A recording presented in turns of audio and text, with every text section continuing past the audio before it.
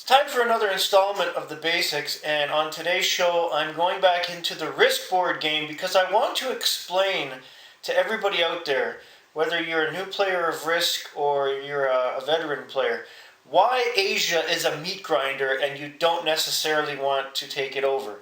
And I've alluded to this on previous episodes, and I will explain today why.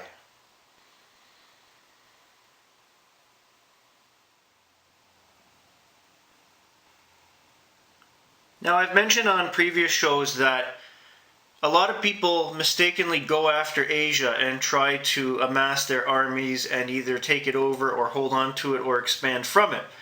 The main problem is it is a huge chunk of real estate on this map.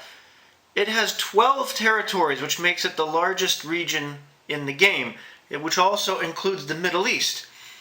Now, the problem is Asia can be attacked from Australia, North America, Europe, Africa. It's not something that's easily defended, and because of its size, you're going to be spread very thin to try to defend it, especially if you're working on other territories at the same time. I never make a play for Asia unless I know I can achieve victory on some of the territories. Now, in this hypothetical game I've set up, the red opponent controls the entire territory of Australia, Japan, and he has Kamchatka after coming across from North America.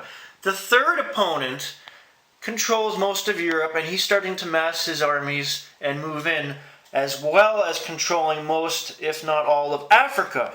So you can see the problem here. With 12 territories in this continent to defend, you're going to be attacked from all sides, especially if you have more than one or two players. If you have a 4 or 5 player game, a full game going, you're going to be attacked from everywhere if you're trying to hold on to Asia. In most cases, it's not worth it. As I've said before, Europe is the best thing to go to. If you're going to try to keep massing armies on Asia while you're working on other parts of the map, you're going to run out of troops very quickly. And then the vultures are going to circle and they're going to come after you. It's not like if you were in South America or Australia and there's only 1 or 2 ways in or out. Asia's surrounded by everything. There's jumping off points. You have 4 other continents that can cross into you and take you over. My advice, and again, this is being a long-time Risk player, try not to bother with Asia. It is really not worth it. It is the biggest meat grinder in the game.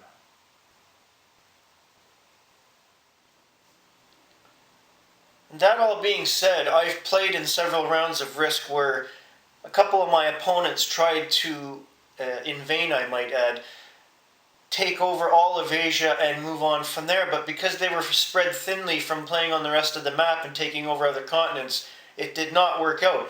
At the most, when I try to play Risk in Asia, I go for the Middle East and maybe Kamchatka so I can jump off into North America, but it's like I said, it's tough to defend, especially if your opponent controls all of Europe. So don't bother. That's all for today.